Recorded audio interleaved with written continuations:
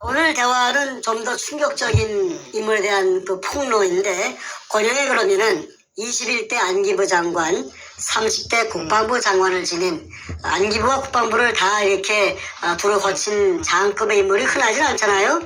이런 인물이 금독을 대한 제보를 받았는데 그걸로 나라고 하는데 쓰지 않고 오히려 문재인에게 딜을 넣어서 속된 말로 빨대를 꽂아서 이권을 취한 그런 더러운 일을 한 걸로 좀 파악이 됩니다. 충격적인 얘기인데 한번 말씀 들어보면 제가 질문을 좀 던지겠습니다. 말씀 들어보겠습니다. 예. 제가 그 2013년 3월 28일 날 중국에서 그 방랑생활 도망가가지고 킬라들 붙이가 죽이려고 하니까 도굴단들이. 그래서 18개월 방랑자 신세를 마치고 박근혜 대통령이 당선되었기 때문에 제가 그 귀국을 했습니다. 그래가지고 그 당산역 근처에서 그 제 후배를 하나 만났는데, 저를 도와주는 후배가 달고 나온 여자가 한 사람 있는데 그 여자가 북한에서 온 탈북자였습니다. 그리고 그 여자가 특이하게도 39호실이라는데 한 20년 이상을 근무했대요. 그래 39호실이 뭐 하는 데냐 했더니 아마 그 외화를 벌여가지고 그 통치자금을 마련하는 그 최고 통치권자의 통치자금을 마련하는 그런 부서라고 합니다. 그러니까 그 여자가 굉장히 머리가 영리하고 그 아주 동작이 빠르고 그 잽싸지요. 소위 얘기한 북에서는 최고 엘리트네요.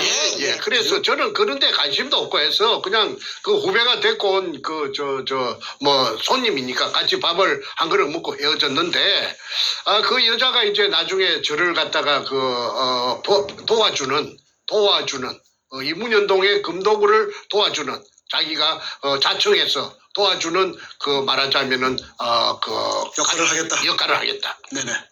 어떻게 도와주겠느냐 하니까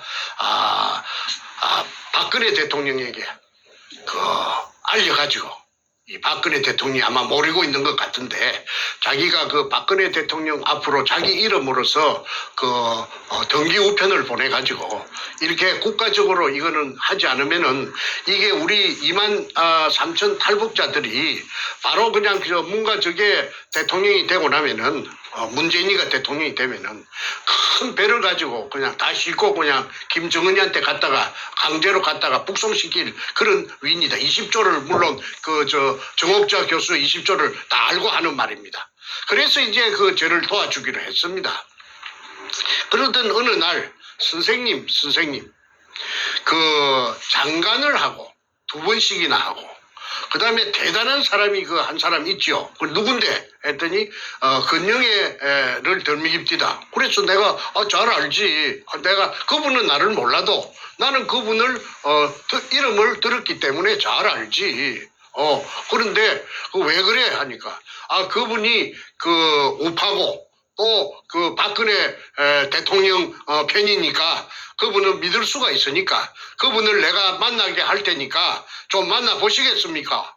그게야. 그런데 그분은 어떻게 당신이 북한에서 온 사람이 만나게 해줄 수 있느냐 했더니, 내가 그분하고는 아주 긴밀한 사이이기 때문에 만나게 해줄 수 있습니다. 그래서 코리아나 어느 날, 그때가 2013년 연말 정도 된다고 기억이 납니다.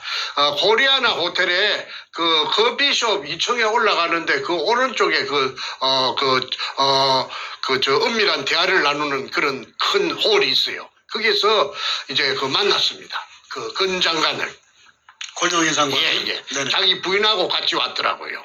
그래서 이제 인사를 하고 나서, 그래, 내가 듣자니까 부산 문현동에 어뢰 공장이 어떻고, 금도굴이 어떻고 하는데 어떻게 된 거요? 저한테 얘기를 좀 해줄 수가 있나요? 그래서, 내가 이야기를 하려고 나왔습니다. 해서 한 3시간 동안, 얘기를, 쭉 했더니, 숨도 안 쉬고 숨죽여서 다 듣고 나더니 하는 말이, 야, 내가 다 듣고 나니까 이제 내 눈앞에 가려졌던 안개처럼 짙은 안개가 눈앞에 짙게 드리워져 있었는데, 이제 그 짙은 안개가 싹 없어지고 저 멀리까지 잘 보입니다.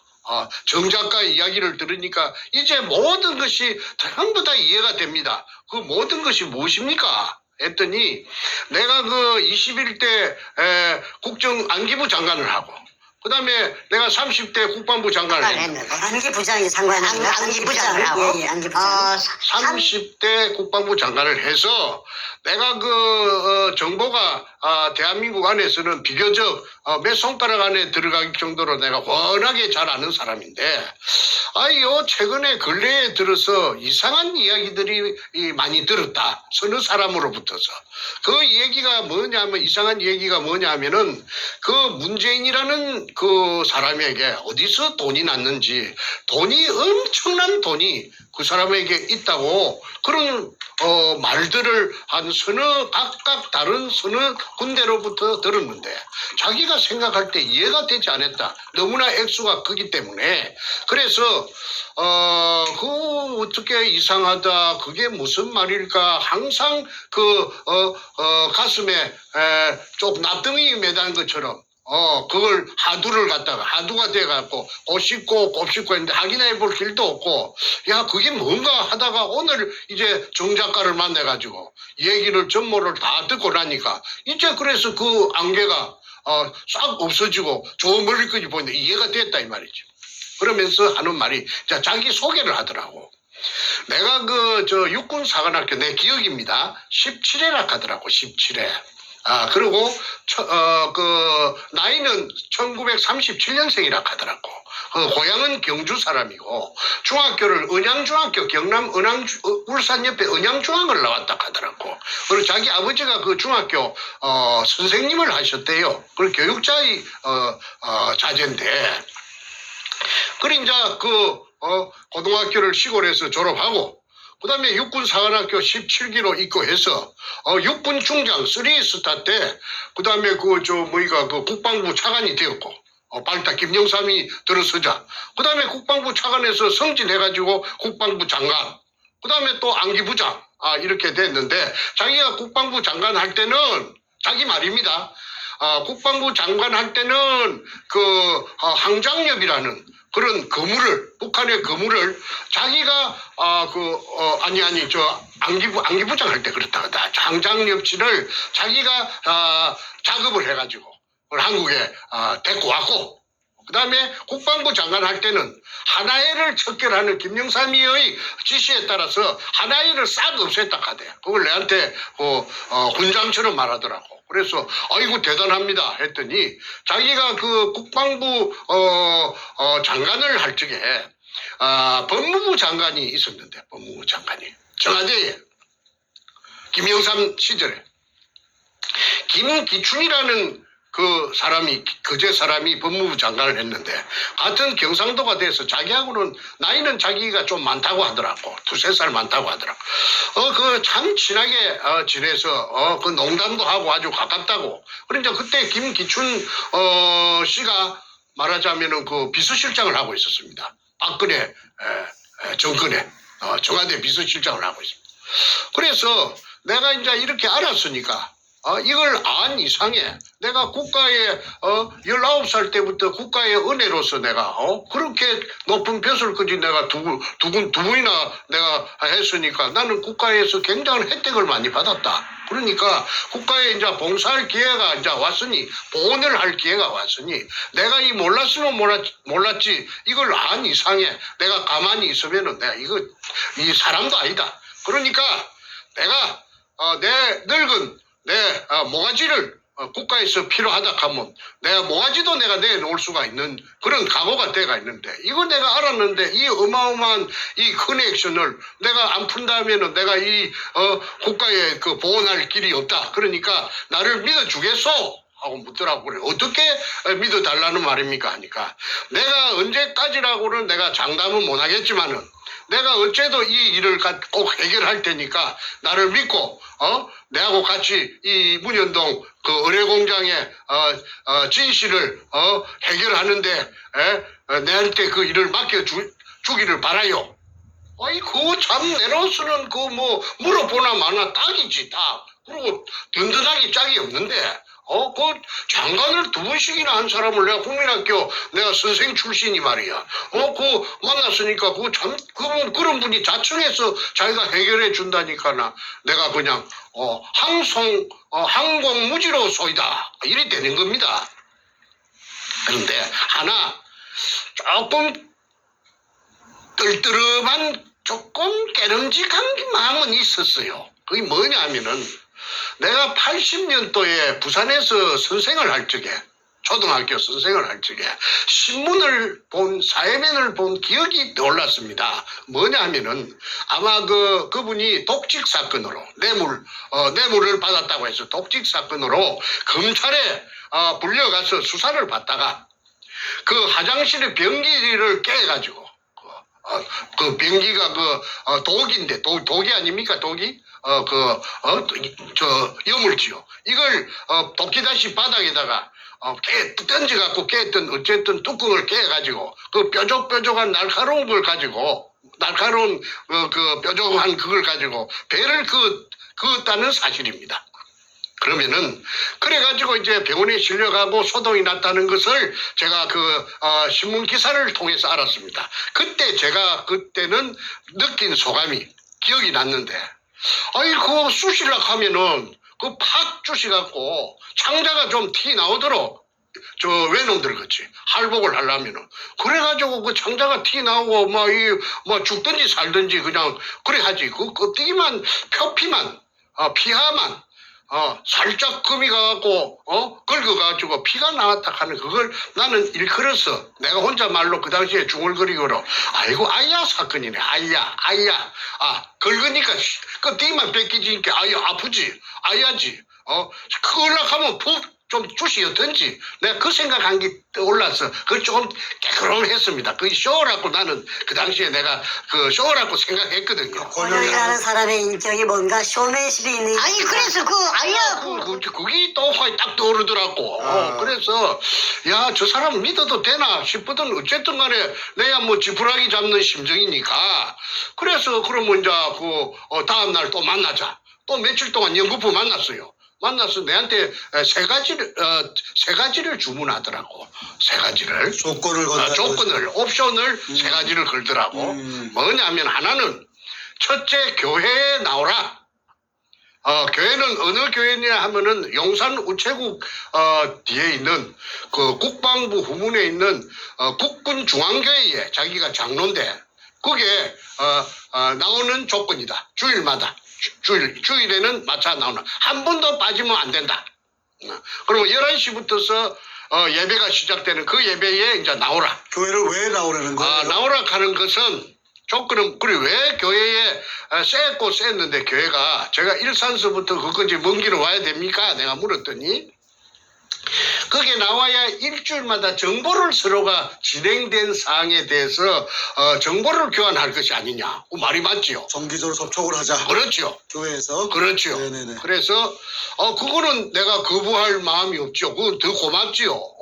그래서 내가 나가기로 지키기로 했고 두 번째는 뭐냐 하면은 이 사건 자체가 대한민국을 죽이고 살리고 하는 사건이 될 것 같은데 자기가 퍼뜩 생각해 볼 적에 이 대한민국을 이걸 까딱 잘못하면 죽이는데 대한민국을 죽으면 안 되니까 살려야 되니까 자기가 이 일에 전력 투구를 해야 되는데 만약에 이 시간 이후에 딴 데 또 발설을 해가지고 2중 3중으로 발설을 해가지고 그물을 친다면은 그 말이 돌아서 자기 귀에 들어오면은 자기는 그 즉시 손을 뗄 것이다. 아무리 뭐 좋은 해결책이 있어도 딱 손을 뗄 테니까 절대 딴 데 그물 치지 말아라. 자기하고만 자기하고만 독점적으로 대화해라. 독점적으로. 자, 거기까지가 두 번째 조건이었고 세 번째 조건은 뭐였나요? 세 번째는 6월입니다. 6월. 절대 금 이야기는 어떤 경우에도 금 말은 골드란 말은 입 밖에도 내지 말아라. 그 골드란 말을 갖다가 입 밖에서 정작가 입에서 나왔다고 인정되면 제 손 뗀다. 내가 손 뗀다. 그러면 어떻게 해야 됩니까? 하니까 금 이야기는 하지 말고 6월 이야기만 해라. 6월 이야기만 해라. 그 이유는 묻지를 마라. 그막 유골 이야기만 하지 금 이야기는 절대 하지 말아라. 이런 거 하니까 뭐 금 얘기하면은 금을 쫓는다는 오해를 받고 그러니까 어떤 유해에 대한 어떤 그런 그 공익적인 얘기만 해라 그런 뜻이 아니었을까요? 그랬어요. 그래서 내가 이제 해석하기로 예, 내가 예. 아니 그 사람이 이제 금을 탐이 나서 정충제를 도와주고 그 다음에 의뢰공장 찾는 일에 한다 하는 그 세상으로부터서 어떤 비웃음을 살까 싶어서 그런가 나는 그렇게 해석을 했습니다. 금 이야기는 하지만 그거는 또 어찌 보면 당연하다고 할 수가 있죠. 예, 이해했습니다. 금이 한 번도 안 나왔으니까 한국 사회에서 금이 나온 적이 없거든. 그래서 그 세 가지는 어려운 것도 아니고 제가 그렇게 지키겠습니다. 그래서 약속을 하고 해가 바뀌었습니다. 2014년이 되고 15년까지 2년 동안에 그래도 열심히 나가고 제가 약속을 잘 그러니까 결론은 뭐냐면 권영의 본인하고만 얘기하고 절대로 함구하고 딴 데 가서 말도 입도 뻥긋 하지 말아라. 예, 예. 그리고 2년 동안 자기하고만 교류해라. 예, 그거 예. 아니었습니까? 예, 예. 자기가 해결하겠다. 그래서 해결했습니까? 아니 그 해결은 자꾸 이제 해결은 내가 또 맡기는 거 뭐 챙기는 것도 아니었고 어찌 됐습니까 물어볼 수가 없지. 그래서 인내심 가지고 그냥 기다리셨네요. 기다리지요. 그러니까 기다리는데 이거 뭐 오늘은 무슨 좋은 소식을 줄라나 내일은 좋은 소식을 줄라나 하는데 그 사람이 그 신뢰가 안 가는 부분이 좀 있더라고. 뭐냐 하면은 이 양반이 또 내를 갖다가 부산에 가서 향군 회장 호남이를 만나라. 그 다음에 또 뭐 저 성수동에 가서 향군 회관에 가서 뭐 영광급 장교 연합회 뭐 누구를 만나서 뭘 해라 하는데 그 가면은 그 사람들이 좀 그 건장관이 시킨 그 말을 하면은 좀 시덥지 않게 좀 별로 신통치 않게 별로 그래서 이거 내가 한 서너 번 땡기다 보니까 내가 또 놀림방으로 말이지 시간 걸대우로 땡기는 것 같지 그 나를 뺑뺑이를 돌리는 거 훈련시키는 것 같지 그런 기분이 들더라고. 그래서 이거 무엇이 이게 옳은 일인가 나쁜 그 구전 일인가 내가 부산까지도 갈 때 내가 무슨 어디 월급 받는 사람도 아니고 내가 어디 뭐 연금이 나오는 사람도 아니었고 전부 생돈을 가지고 땡기려고 한 게 죽을 지경인데 동쪽으로 가라 서쪽으로 가라 하고 또 심지어는 한 번씩 내를 불러내는데 그 남산 케이블카 밑에 건국회라는 데가 있어요. 비석이 있어요. 그 건국회에 총회 하면 내를 꼭 나오라고 그래요. 그러면 내가 그 사무실이 있는가 싶어 찾아갔더니 케이블카 밑에 도로 옆에 갈비탕집에서 그래서 갈비탕집에서 2층에서 세를 내갖고 한 5, 60명 모이는데 사무실도 건국회 사무실도 없어요. 건국회 회장이라요. 그 양반 그 근영애가 예. 근 장관께서 그런데 이 밑에 오는 사람들이 그 회원들이 그 주로 군인들인데 예비역 군인들인데 이 사람들이 근 장관이 없을 적에 뭐 불평불만을 하는데 뭐라고 하느냐 하면은 별명이 근상사라 하더라고. 근상사. 권영의 장관을 대해서 장관을 근상사가 뭐 오늘은 뭐 웃자고 저자고 사더라고. 그래 근상사를 누구를 보고 근상사라고 하요 함께. 근영의 그 장관의 별명이 근상사라고. 근상사 아니요. 그래, 상사라 하면은 그 장교하고 소위하고 그 병장하고 사이에 저 내무반에 가면 중대 스님하사 그런 그 특무상사 위에 작대기 밑에 4개에다가 권상사라 부르는 이유가 있겠네요. 왜 그래 그렇게 근상사 부릅니까? 왜 근상사라고 그 계급을 몇 계급을 강등시켜 갖고 근상사가 뭐요 예, 예. 했더니 예. 좁쌀 영감이라고 이게 막 시시콜콜하게 막 오만 것 때만 거 다 챙기고 다 그거 하고 그다음에 그 인색하기로 말하자면 구두쇠기로 이로 말할 수가 없다 이거야. 그러니까 권영애 씨가 없을 때 흉을 그렇게 받고 그래서 내가 근상사라 하는 그걸 내가 글을 쓰는 사람인데 충분히 내가 그 근상사 왜 근상사라 하는지 내가 어필할 수가 있죠. 그래서 내가 하나 회의감이 드는 것이 근상사라 하는 별명으로 자기네들 그 군대 후배들이 놀리는 그런 별명을 지을 정도 되면은 저 사람이 어떻게 이렇게 큰 이런 어마어마한 이런 일을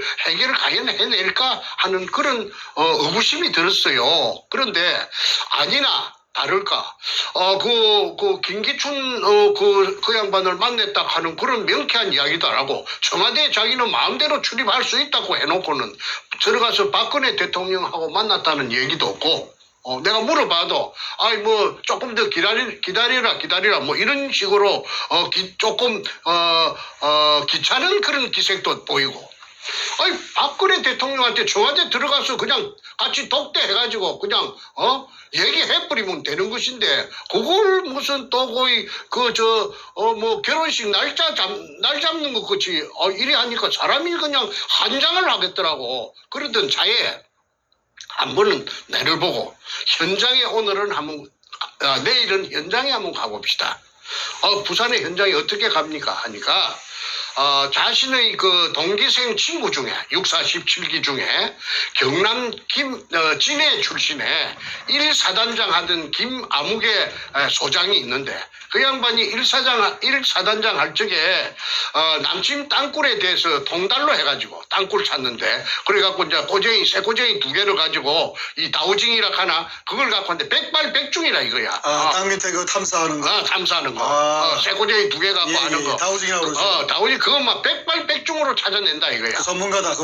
그리고 그 속에 무슨 금 같은 거 그런 금속이 있어도 다 그 반응을 다 체크할 수가 있으니까 그 건장관께서는 자기 친구 그 아무개 소장님을 김 소장님을 초청할 것이고 그 다음에 내도 또 한 사람을 정작가 한 사람을 금을 찾고 그 다음에 구례를 찾을 수 있는 그런 사람이 있으면 한 사람 대라고 했어.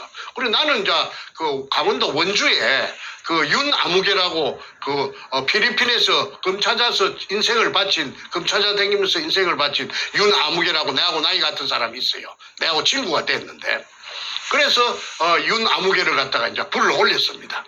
그래서 이 윤아무개는 그 이전에 저 한국은행 지하 금고에 금이 얼마나 있는지 그 미션을 줘가지고 그 체크를 한번 그 측정을 한번 한 적이 있었는데 그 서울에 대해서는 그 사람이 청춘을 갖다가 필리핀에 25년 동안 돌아다녔으니까 서울 소공동 근처는 잘 모릅니다. 그런데 한 30분 만에 찾아내더라고. 그 미독 신세계 백화점 앞에 그 조형물이 있는 동상같이 조형물이 있는 분수대가 있는데 그 밑이 저 한국은행의 그 금창고라 지하 몇 메다가 그 금창고인데 거기서 금의 양은 지하 몇 메다 그거 내가 잊어버렸는데 지하 몇 메다 지점에 금이 요게 한국은행 그러니까 그게 한국은행 금창고인데 보유금이 한 15톤 정도 체크되네요 이렇게 하더라고. 그러니까 그때 한국은행에 근무한 적이 있는 그 아주 높은 간부가 한 사람 그 옆에 있었는데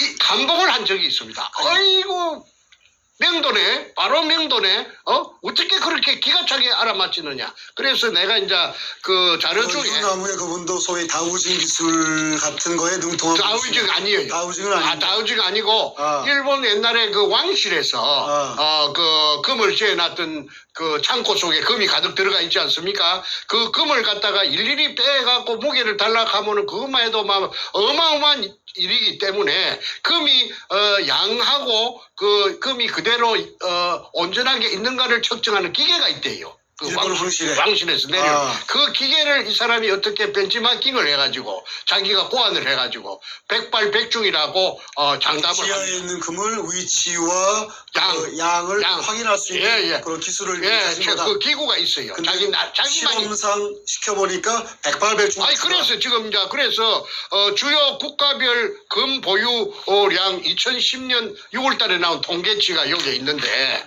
이게 보니까 국가의 금 보유량이 한국의 금 보유량은 한국은행 아까 말한 신세계 백화점 밑에 그 분수대 밑에 그게 있다고 했지 않습니까? 그게 있는 게 맞아요. 그런데 그게가 15톤이라고 했는데 여기에 찍기가 있는 거는 14.4톤이라고 요 맨 밑에 찍기가 정확하게 찍히네요, 완전. 바로 그냥 기가 막힐 지경이죠. 제가 화면을 잠깐 보여주겠습니다. 예. 이야, 그렇군요. 잠깐만요. 예. 여기 보시면은 여기 제목부터 보여드리겠네요. 제목에 보면 주요 국가별 금 보유량 해가지고 2010년 6월 자료인데 미국이 뭐 8,000톤 어마어마하게 많고 1등이고 쭉 내려가서 대한민국이 금 보유량이 56인데 14.4톤으로 공식적으로 통계가 잡혀 있네요. 근데 그분이 말씀하신 15톤 집었으니 정확하게 그래서 의심의 더 이상 그 사람의 실력에 대해서 이야. 의심의 그 할 수 있는 그게 조건이 아무것도 없지요. 그래서 이제 윤을 불러들이서 가지고 그 군인 출신 그 권영애 씨의 군인 출신 그 다우징 전문가 한 분하고 바로 이 윤아무개하고 두 명을 데리고 현장을 갔다. 예. 됐습니다. 이해됐습니다. 그래서요. 권 장관의 그 구인성 성합차를 고속도로 버스 전용 차선에 달릴 수 있는 걸 타고 그 부산 현장에 갔습니다. 가서 이제 두 사람이 이제 그 현장에 비가 부슬부슬 오는데 그 육군 소장 권 장관의 친구하고 그 다음에 이 원주에서 온 그 윤하고 둘이서 이제 금시초문으로 만났던 것입니다. 그 사람들도 아는 사이가 전혀 없지요. 그런데 둘이가 딱 일치가 되는 것입니다.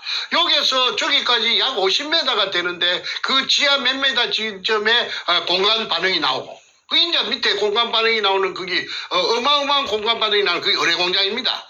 그리 이제 그 동네 일대를 쏘다니다가 이제 특기사항이 이제 두 사람이 다 공간 반응이 일치가 되는데 그 옹벽 위쪽에 산동네에 그렇게 말하자면 내가 구멍 뚫은 그 산후의 그 근처에 1174번지입니다. 1174번지입니다.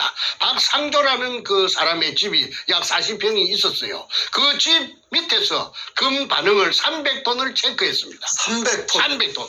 100톤, 300톤을 체크를 누가 했느냐? 두 사람 다 똑같이. 두 명 다 똑같이 300톤이라고. 예. 이야. 자, 그래서 그 밑에 그런데 이거 희한한 말은 그 구멍을 뚫는 시추 기계를 전공하는 그 기계를 보링하는 기계를 동원해서 이게 자기가 파악하는 그 위치에다 구멍을 뚫으면은 금을 이렇게 찍었어. 금 무디기에 바로 그 기계가 좁히단기 들어가서 찍었어. 그 금가루가 묻어 올라온다 카대.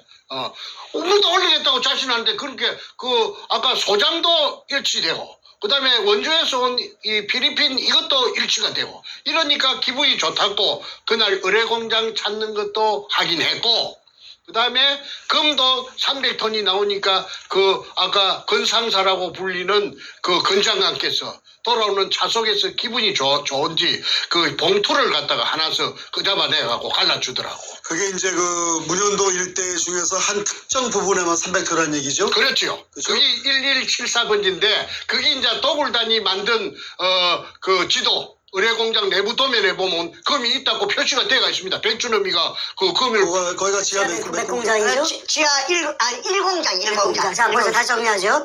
대한민국 국가가 보유한 금이 아까 얘기한 14점 몇 톤이고 14.4톤. 기껏해야 15톤이 맥시멈인데 문현동 약 15톤이라고 했죠. 그렇죠. 문현동 일대 중에서도 거기 특정 주소지 밑에 있는 것만 300톤이 있다고 두 명의 서로 모르는 각각의 전문가가 동시에 확인한 300톤이다.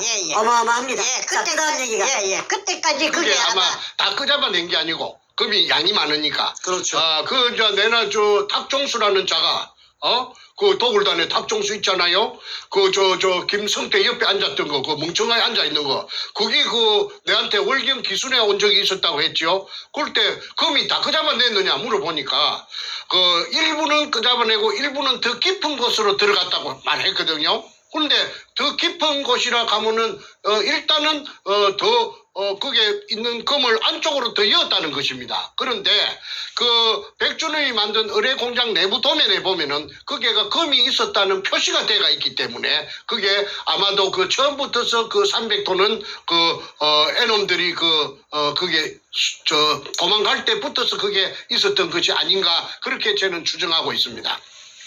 자, 그래서 이제 군영을 떨벌라고 혈안이 됐던 것입니다. 그런 때마다 자꾸 동네 주민들이 방해를 하고 온갖 세력들이 방해를 하기 때문에 기계가 뚫으려고 내려갔다가도 서울에서부터 내려갔다가도 님비 현상으로 인해서 박구에서 올라온 헛돈을 많이 썼습니다. 자, 그런데 이제 권 장관께서 아까 이제 이제 입이 찢어질 듯이 해가지고 그 봉투를 하나씩 주는데 그 내가 그 올라와서 내가 그 찾아본 게 5만 원짜리 2개 들었대. 누구한테 10만. 봉투를 줘요? 아이 근 장관이 얼마나 내가 그 봉투 주는 거 처음 봤어요.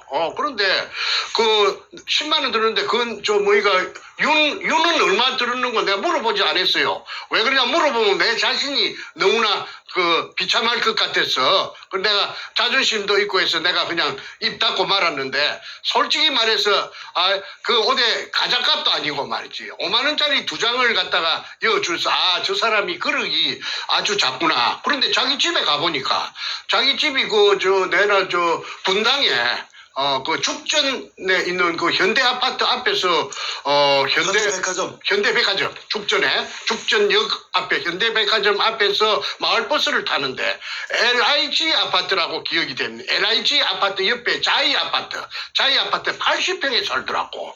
80평에 그거 늘은데 어떻게 이 집이 운동장 같은 집에 삽니까 하니까 그 자기가 그 평생에 책이라든지 무슨 이런 물건 같은 걸 버리기도 아깝고 해서 식구가 며칠 되지 않지만은 이런 넓은데 아니면 안 된다고 그랬어. 뭐 집은 대걸 같은 집에 살더라. 잘 사네요, 소위 얘기해서. 80평짜리 아파트 살기가 쉽지 않죠. 청소만 하려고 해도 청소하는 전담 요원이 한 사람 있어야 됩니다. 자, 그래서 연금도 나오고 또 장관하면서도 많이 벌 있을 건데 그렇게 항상 오라고 해가지고 가면 밥때가 되면은 죽전역 앞에 현대백화점 뒤에 항소곡반이라고 갈비탕집이 있어요. 불고기도 팔고. 불고기는 내가 한 번도 안 얻어먹어봤고, 갈비탕 5,000원짜리. 항상 그겁니다. 그래서, 그거라도 내가, 나는 5,000원짜리 그런 거는 내가 시들해서 잘 안 사먹는데, 거기서 내가 5,000원짜리를 질리도록 묵은 그 기억이 납니다. 어쨌든, 그분을 헐뜯으려고 나온 것이 아니고, 항상 사이드로 뺑뺑 돌더라고. 사이드로. 문현도 현장에 처음 간 거는 한 번밖에 없고. 그래 내가 그 다음에 이제 KBS PD 양성모라고 기억이 됩니다.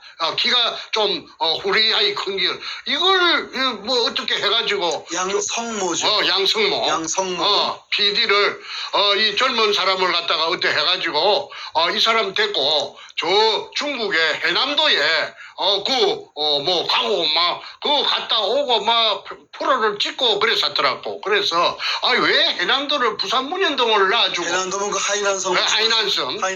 해남섬에 삶 알았는데 그게 옛날 외정 때 우리 한국의 핵무소에 있는 교도소지요 있는 죄수들이 애놈들이 거기에 가서 노력 봉사를 예를 들어 6개월 하면은 너그 자녀 형기를 삭감해 주겠다고 이래갖고 자원서를 받아갖고 수많은 한국의 죄수들을 인적 자원이 부족하니까 해군 기지 공사하는데 싣고 갔어요.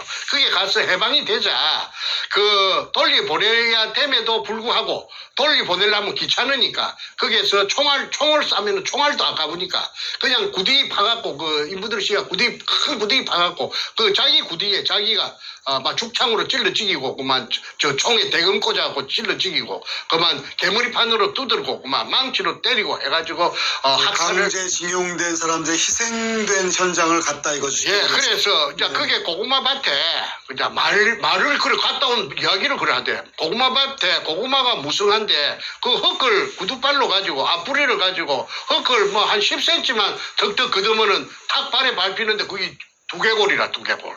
그 두개골이 그 당시에 조선에서 끌려갔던 불쌍한 죄수들 유결이 있다고 격분해가지고 그 2개를 갖고 왔다고 살짝 갖고 왔다고.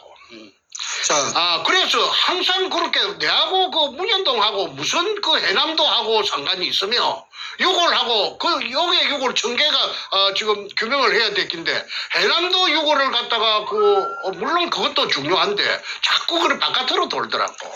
잠깐만 정리 한번 하겠습니다. 지금까지 말씀을 쭉 들어보면은 권영애 씨한테 모든 정보를 주었고 그분도 자신하고만 독점적으로 이 일을 추진하자고 얘기했고 그런데 한 2년 3년 터울 시간 동안에 아무것도 한 게 없다. 단 현장에 가서 300톤인 거 확인까지만 해도 너무 좋아했고 그리고 뭐 중국 가서 뭐 그 피해당한 저 징용자들 현장만 갔다 오는 걸로 하고 이 사건을 가지고 김기춘 당시 실장이나 박 대통령에게 뭐 얘기했다든 그런 것도 전혀 없이 그냥 시간만 허비한 거네. 그렇지. 그래서 그러던 차에 이거 무엇이 또 자꾸 이제 만나는 빈도가 그 조금씩 이제 어디 외국에 간다고 해가지고 또 몇 달씩 갔다 오고 하다 보니까 핫바지 방구 새듣기 조금씩 희미해집니다. 그러던 차에 그 2015년 연말입니다. 그 제가 기가 막힌 또 어떤 사건이 발생합니다. 그거는 제가 오형제 중에 장남인데 제 그 전부 남자만 5인데 그 둘째하고 넷째 내 밑에 하고 넷째하고 둘이서 그 도굴단에 따라갔던 것입니다. 그 문현동 현장에. 그런데 둘째 보고 이제 우리가 세월이 가니까 우리가 팽당했다. 이용만 그때 그 문현동 금도굴 현장에 서너 달 있었던 것은 저 도굴단한테 내가 우리가 지금 와 생각하니까 쟤들이 막 벤츠 S600을 타고 난리를 치고 부산에서 잘 살고 그냥 귀족이 돼가지고 그냥 번쩍번쩍한 차를 타고 다니는 거 부산 바닥이 좁으니까 알지요. 야 저거 어떻게 해야 되겠나. 그러자 정옥자 교수의 20조도 알게 되고 하니까 내한테도 오지도 못하고 행정안끼리도 이간을 시켜놓으니까 그래서 자기는 둘째하고 넷째가 상의하기를 우리가 이 세상에 알리자. 그러면 어떻게 해야 되느냐면 문재인이 그 사무실이 사상에 있는데 국회의원 사무실이 거기에 들어가서 사건을 하나 일으키자. 그게 뭐냐면 그 문재인이 사무실의 신나통 사건입니다.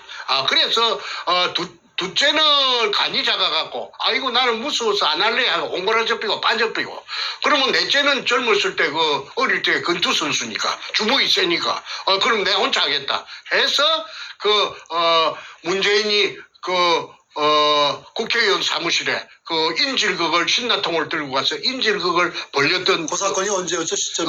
2015년 12월 30일이라고 기억이 됩니다. 네네, 알겠습니다. 예. 그래서 그때 내한테 전화가 왔더라고. 이제 그날 막 뉴스에 오전 10시부터서 밤 12시 자정까지 온 한국에 있는 공중파든지 종편이든지 무엇이든지 전부 방송국이라 하는 방송국은 전부 다 이것만 지급했습니다. 부산 문현동 이것만 정규 방송 중단하고 부산 문현동이 아니고 사상에 그 문재인이 사무실에 그 신나통 인질극 이것만 계속해서 들었습니다. 그런데 12시 자정이 지나니까 약속이나 한 것처럼 딱 전부 다 올 수도 없다 있고 모든 방송이. 누가 조정했지요. 누가 조정을 작동을 했죠. 그러네요.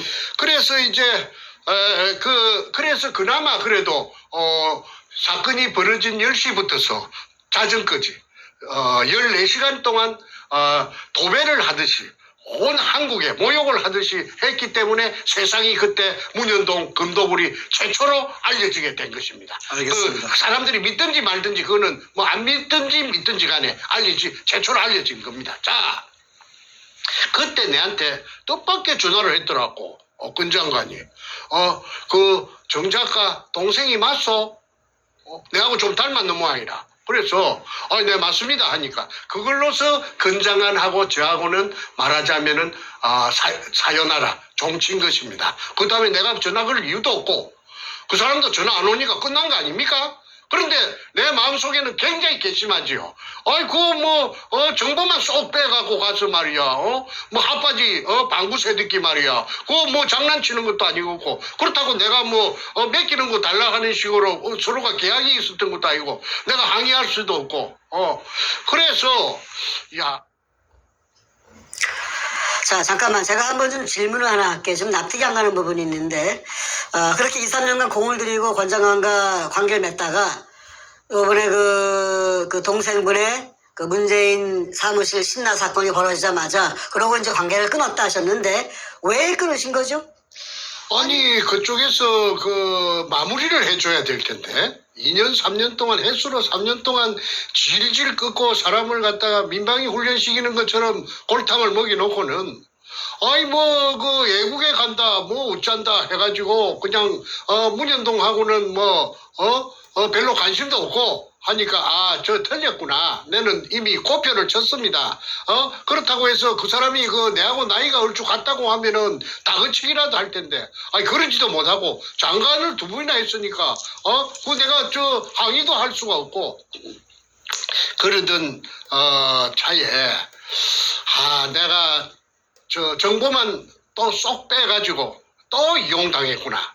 그러면 저 사람은 그 정보를 갖고 어디에 쓸까? 어디에 썼을까? 내가 바보가 아니니까 생각해 봤지요. 그거는 저는 그렇게 생각합니다. 덕수궁 앞에서 시청 앞에서 당기국의 태극기를 할 적에 그 사람이 뜻밖에도 그게 나타나고 또 좀 있다가 헌법재판소 앞에서 단식을 한다고 해서 나는 당장 저 사람이 쇼하고 있구나. 쇼를 하고 있구나. 아까 제가 서두에 말씀드린 것처럼 아이야 사건 이야기했습니다. 검찰에서 화장실 변기를 깨뜨려 가지고 피부 껍데기만 조금 나가고로. 그래서 내 아이야 사건이라고 했는데 아이야 사건도 쇼고. 그다음에 헌법재판소 앞에서 단식하는 것도 내가 볼 때는 쇼업디다. 그리고 내한테 모든 정보를 가지고 간 것도 해결해 주겠다는 것도 쇼고 전부 연결이 되지요.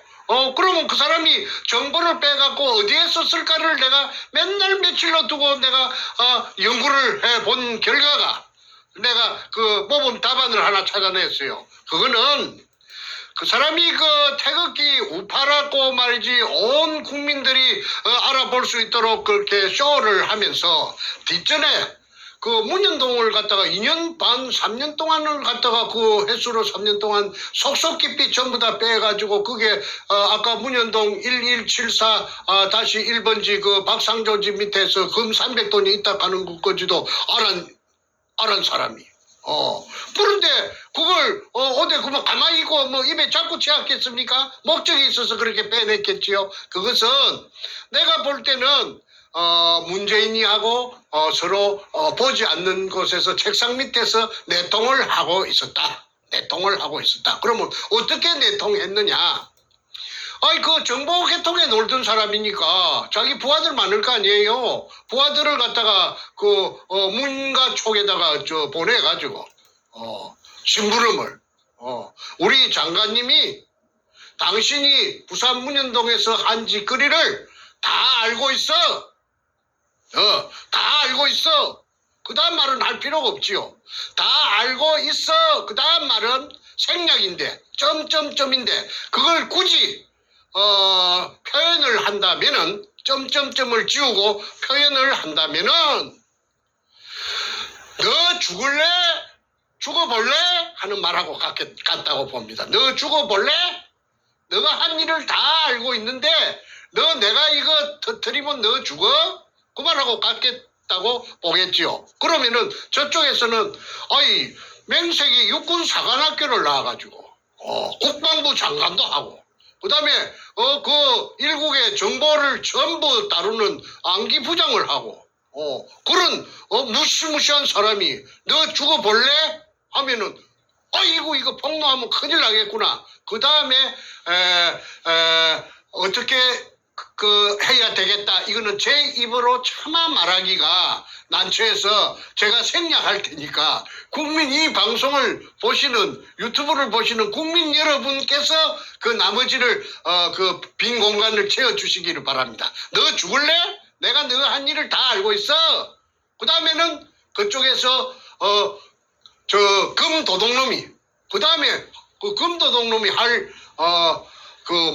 문재인이 청와대를 강제 찬탈해갖고 점거하고 있는 주식회사 금처리 주식회사 도굴금 처리 주식회사 대표이사 문재인이가 할 행동은 입을 막아야 될 거 아니에요. 입을 벌리겠다 하는데 죽이겠다 하는데 그럼 입을 뭘 갖고 막겠습니까? 떡을 갖다가 발라야 될 거 아니에요. 떡을 찹쌀떡을 하나 갖다가 입 안에 물이 나야 될 거 아닙니까? 그래서 그 찹쌀떡이 뭔가는 여러분들이 방송 들으시는 분들께서 국민이니까 판단하시고 그 다음에 제가 그 헌법재판소 앞에서 내가 전부 다 나를 찾아보시오. 내가 이 나이가 이리 노구해도 내가 국가와 민족을 이렇게 사랑하기 때문에 내가 이렇게 죽을 수도 있는 단식을 이렇게 하고 있지 않소. 그 쇼고. 그 다음에 그 문현동에 대해서 박사학위 논문을 쓸 정도로 전부 다 알맹이를 쏙 빼갖고 갔으면 그걸 갖다가 왜 태극기 집회 때 안 뜯어졌나 이 말이야. 그걸 뜯어졌으면은 그때 이 나라가 말이야 바로 잡히고 박근혜 대통령 감옥에 가지도 않고 말이야. 이 나라가 바로 뭔가 그때 정체가 드러났기 때문에 작살날 뻔일 거 아니야 말이야. 그 다음에 그 청와대 주사파들이 정리하지도 못하고 전부 다 맞아 죽었을 거 아니냐 이 말이야. 그런데 그때 입 쳐닫고 말이야. 그 다음에 쇼만 하고 말이야. 그래서 내가 쇼라고 하는 거라. 쇼의 달인이라고 지난 6월 12일 날 2018년 6월 12일 날 미국에 오기 직전에 그 인천공항에서 시간이 좀 남았어. 그거 한 프로 찍었어요. 뭐라고 찍었느냐면 종교 깡패라고 찍었어요. 종교 깡패라고 근영애. 그 다음에 또 하나 더 있어요. 경실련 만든 진짜 야가 빠진 깡패 있지요. 인상도 고약한 서경석이라는 그자는 이 방송을 하니까 고작 내한테 항의한다는 것이 뻥이야 하고 SNS에다가 내가 방송한 것이 뻥이라고 그러대. 자, 그런데 6월 15일 종교깡패라고 내가 근영애를 1차 내가 그 정체를 내가 폭로하니까 그 이후에 이 사람도 창피한 건 알았는지 그 이후에 공식 석상에 보이질 않는 거야. 그거는 뭘 의미하느냐. 자기의 가장 지부를 정충재가 어디 책을 쓰는 사람인데 무시무시한 책만 썼는데 내가 겁을 내겠어? 그러니까 이 분께서도 내가 지금도 늦지 않았으니까 지금이라도 자신이 내가 오해를 하고 있다면은 공식적인 매체에 나타나서 유튜브도 좋다고 나타나서 문현동 그때 취득한 정보를 내가 문가한테 공갈로 쳐서 좀 빼먹었다. 국민 앞에 석고 대지하기를 내가 간절히 바라고 그 다음에 나는 가짜 태극기였다. 공개를 하는 것이 위장한 가짜 태극기였다. 그리고 반문연대고 나는 글로벌리스트다. 한국의 국정원장들은 거의 다 글로벌리스트라 하대. 이걸로서 오늘 방송은 제 할 말은 다 했습니다. 나머지는 세월이 가면은 아까 찹쌀떡을 묵었는지 찹쌀모찌를 묵었는지 호떡을 묵었는지 나타날 겁니다. 오늘 메시지의 제목이 다시 한번 상기시켜드리면 금독을 정보로 문재인에게 빨대를 꽂은 권영애의 더러운 정체입니다. 제목에 모든 것이 다 담겨 있고 지금 장시간 말씀하시면서 모든 내용이 다 공개가 됐는데 우리가 알고 있는 권영애는 옛날 안기부장 권영애도 있고 국방부장 권영애도 있지만 가장 최근 2년 동안에는 탄기국의 권영애로 많이 알려져 있었고 아까 말씀하신 대로 탄기국 끝단에 마무리될 때쯤에 아주 명예롭게 퇴장하는 그런 신용을 하면서 소위 단식 쇼를 벌였습니다. 뭣도 모르 아무 영문을 모르는 대부분의 태극기 국민들은 야 권영애 장군이 저렇게 애국자구나 라고 이제 오해를 하게끔 아주 멋들어진 연극을 한 사람인데 오늘 말씀 들어보니까 그 모든 것이 정말 쇼의 극치였습니다. 옛날에 우리 정 선생님께서 조원진에게 이걸 제보하셨었고 또 홍준표에게 류호의 의원 통해서 제보했지만 조원진도 홍준표도 입 딱 다물고 아무것도 안 했습니다. 자기 말로는 문재인 끌어내리고 대한민국 정상화시키는 보수 태극기에 앞장선 그 리더라고 그러면서 조원진도 홍준표도 입을 다물었습니다. 권영애는 설상가상으로 모든 정보 다 뽑아가고 시간 2, 3년간 낭비시키게 만들고 그러고 나서 연이어서 지난 2년 동안에 이 사태 동안에 탄기국의 어른으로 행세하면서 입 딱 다물고 정세의 말씀대로 문재인 향해서는 한마디도 안 했습니다. 정말로 육두문자 튀어나오는 인간입니다. 자신의 진심이 있다면은 그어서 문인동 금독을 떠들었으면은 내가 그 사람을 정체를 갖다가 이렇게 그 나이 연세도 많으신데 내가 공격할 이유가 없지요. 싹 빼갖고 가서 자기 장사해버리는 거야. 자기 이속만 챙기는 거야. 참 그게 현실입니다. 가슴이 먹먹해집니다. 이 사건을 다루면서 저희가 공개적으로 작년 6월 1일부터 횟수를 넘기고 7개월, 8개월째 이걸 하고 있는데 몇 번 반복되는 그 이름들이 나오는 동안에 뭐 여상규라든가 오늘 권영이라든가 이렇게 대한민국에서 알만한 그리고 정체성으로 볼 때는 소위 보수 우파로 분류되는 인물들이 대한민국 국민들의 눈 가리고 아웅식의 쇼를 하면서 문재인을 끌어내는 그 역할이 아닌 거꾸로 문재인의 비호 세력으로 공존공생. 금도덕과 함께 공존공생. 그런 그 국민들을 속이는 인물로서 계속해서 활동을 해온 것을 보면 정말로 경악을 금치 못합니다. 자, 권영애는 이렇게 금독을 정보로서 국가를 살리는데 그 정보와 자신의 인맥과 또 대한민국 내에서만 알아주는 그러한 그 경험을 가진 인물인데 그렇게 좋은 데 쓰지 않고 오히려 문재인을 협박해서 그 금 재물을 나눠 먹게 하는 소위 얘기하는 빨대 꽂기를 하고 자신은 그 와중에 국민들 눈물 뚝뚝 흘리면서 태극기 집회하는데 가짜 태극기 행세하고 문재인을 오히려 막아주고 도와주는 문재인 비호 세력으로 활동을 하였습니다. 그리고 자신은 마지막에 멋지게 퇴장하기 위해서 탄기국 말기에 단식쇼로 이 상황에서 슬그머니 빠져버리고 이제 더 이상 나오지 않습니다. 나올 이유도 없죠. 나올 이유도 없고 본래 연극은 잘합니다. 나올 이유도 없고 나와봤자 오히려 본전도 못 건지니까. 자, 여러분 오늘 메시지는 여기서 마무리를 지어야겠습니다. 정말로 문재인과 권영애가 둘이 밀실에서 만나서 어떠한 딜을 했는지 지금 우리는 알 수가 없습니다. 그러나 지금까지 보여진 모든 정황적 근거에서 사건은 정황적 근거에 대한 추적으로 시작하는 거 아닙니까? 이 모든 정황적 근거에서 권영애는 자신의 정체성으로 볼 때는 문재인을 끌어내기 위해서 앞장서온 인물인데 대놓고 그런데 이 모든 정보 문재인을 박살낼 수 있는 정보를 가지고 오히려 입을 다물고 조용히 어디론가 사라졌다. 무슨 말을 들었겠습니까? 국민 여러분께서 마지막 판단에 빈칸은 채워주시기 바랍니다. 권영의 그 더러운 모습 온 세상에 폭로했습니다. 오늘 여기서 마치겠습니다.